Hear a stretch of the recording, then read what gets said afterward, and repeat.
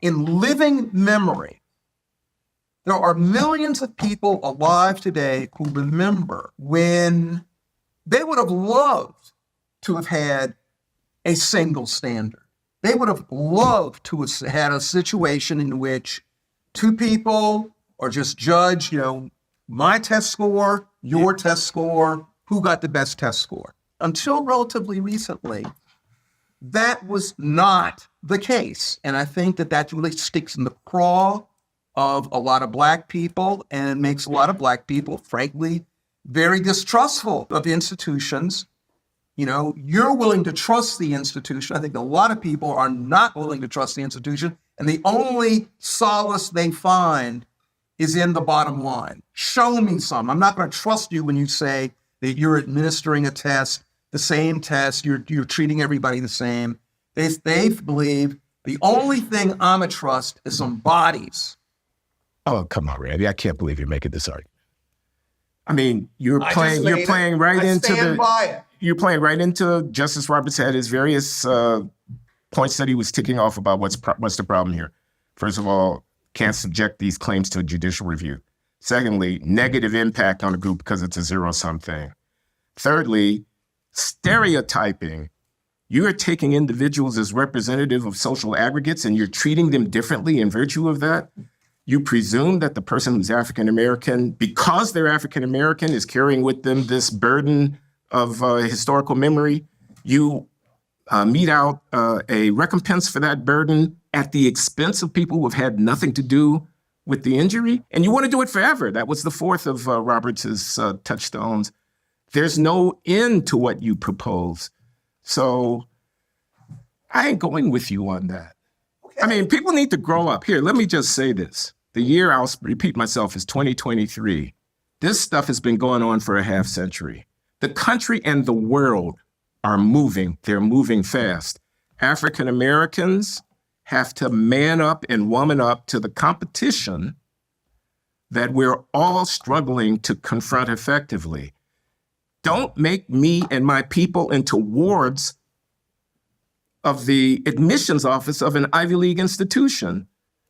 Trust that we will, in the fullness of time, whatever the challenge, measure up to the challenge at issue. Special treatment because of what happened a half century ago, I reject that. Len, I'm gonna take off on your sentence. Quote, people need to grow up. The first federal civil rights statute in the United States was the Civil Rights Act of 1866.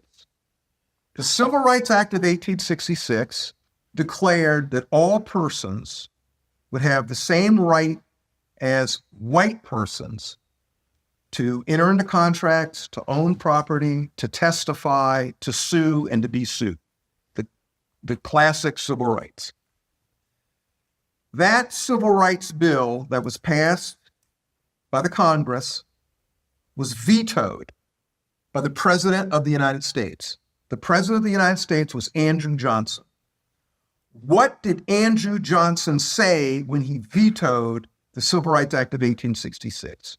He said, quote, this is very unfair, Rev. This gives discriminating protection, end quote, to the Negro. We don't have to stop at 1866.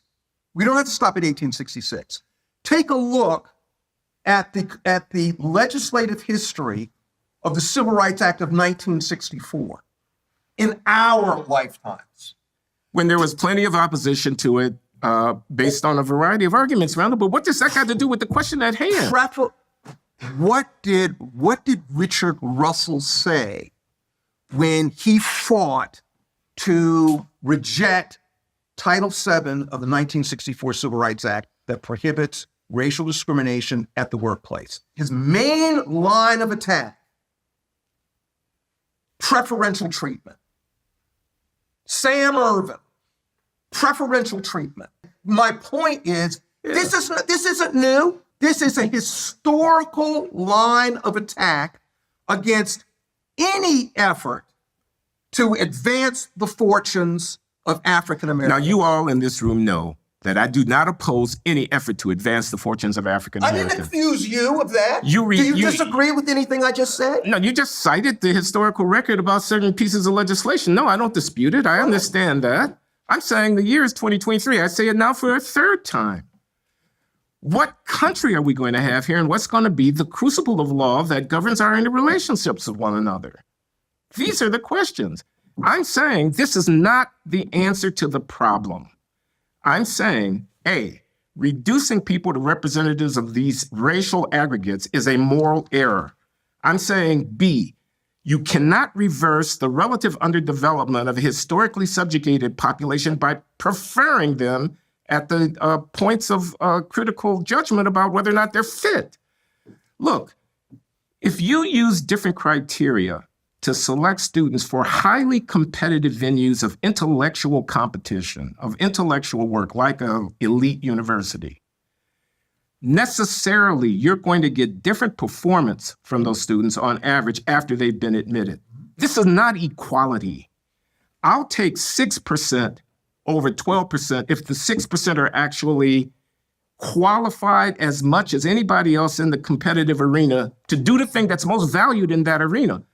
This is why I so strenuously object to placing the value of African-American presence in these institutions on their representativeness in some kind of diversity argument, when in fact we all know what the raison d'etre of these places is. It's getting published, it's writing books, it's winning prizes, it's inventing ideas, it's mastery over canon, it's excellence in intellectual work.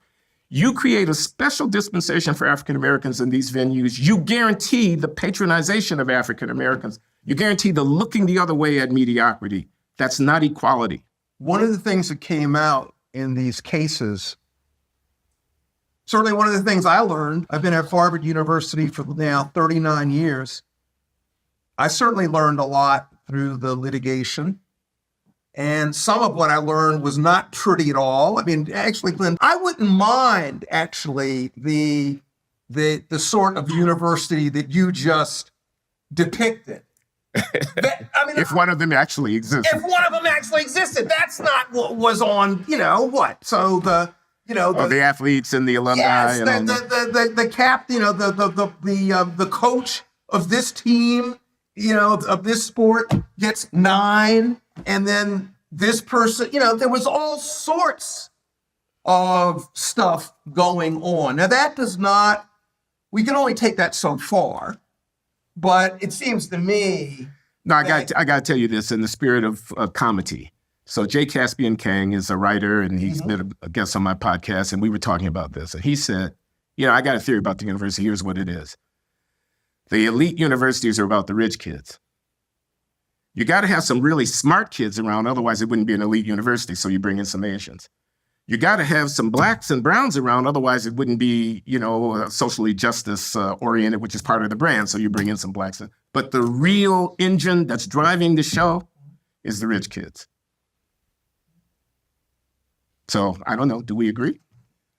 On that one, a lot of agreement. Wait, will you address yourself to my concern about the humiliation of being included within a cadre of people who are supposed to be about intellectual excellence, and you're hanging on by your fingernails because you came in at the bottom of the distribution of the test score thing, which is a problem that needs to be addressed in and of itself. I think there's a lot to that, Glenn.